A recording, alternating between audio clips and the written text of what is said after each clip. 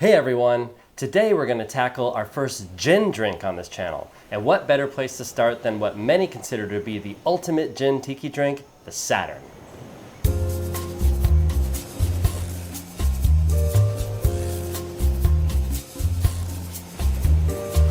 Today's drink is not only one of my favorite non-rum tiki drinks, but it also has an amazing history.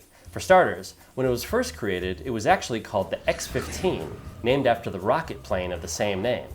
See, back in the 50s and 60s, one of the most highly acclaimed tiki bartenders was Popo Galsini, who had worked at a variety of tiki bars in the Southern California area.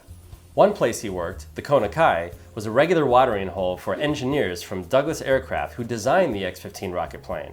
So, Galsini created the namesake cocktail as a tribute to the engineers who frequented the bar.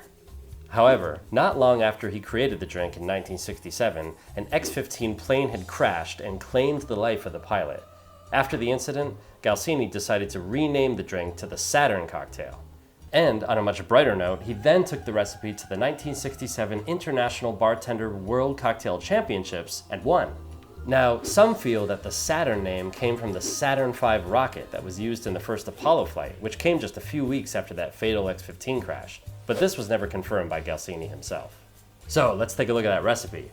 Now, for being a world-class IBA champion cocktail, it surprisingly only has 5 ingredients, which is lemon, orgeat, passion fruit, falernum, and dry gin.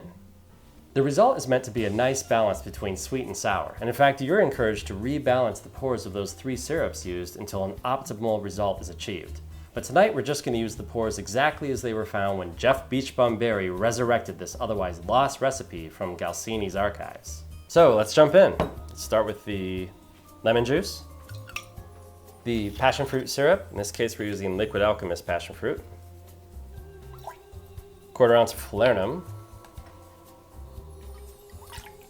1/4 ounce orgeat. I'm also using Liquid Alchemist orgeat. I really like Liquid Alchemist. And finally, 1.25 ounces of dry gin. In this case, we're going to use Botanist gin. Now this is another drink that's meant to be blended with crushed ice into more of a slushy consistency. So we're going to kind of split the difference by actually shaking it with crushed ice and then just pour the whole thing back into the glass. Dirty ice style.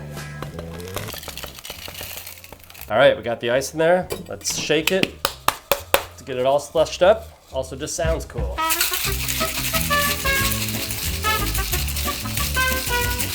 Right. Let's get our glass, pour the whole thing in. Excellent. Now the original instructions, by the way, call for this to be served in a pilsner glass, but for this demonstration, we're going to use a Mai Tai glass. Now the garnish for this drink is its own special animal. What you're meant to do is actually carefully peel a rind ribbon off of a lemon and then curl that around a cherry and spear it to create a sort of rings of Saturn effect. We've taken our own shot at it here. So let's set that on top. And there you have it, Saturn cocktail. Let's see how it turned out. Yes, that is a nice balance between sweet and sour, just as we thought. It's a wonderful, super classic tiki drink with a relatively simple recipe and a complex history. Give one a try when you see it on a menu, and if you can, definitely try to make one at home. That's it for this week. Thanks for watching. If you do end up making a Saturn, leave a comment below and let us know how it turned out. And if you liked this episode, please consider giving us a like and subscribing so you don't miss out on future cocktail recipes and adventures. Until then, cheers.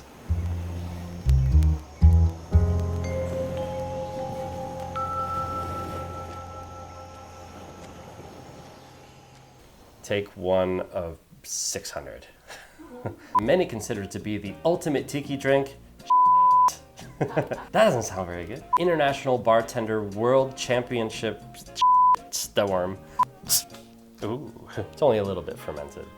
Hello. Ah, darling, it's a beautiful day today. Using John D. Taylor's Velvet Falernum, because why would you use anything else? Please pay me, John D. Taylor.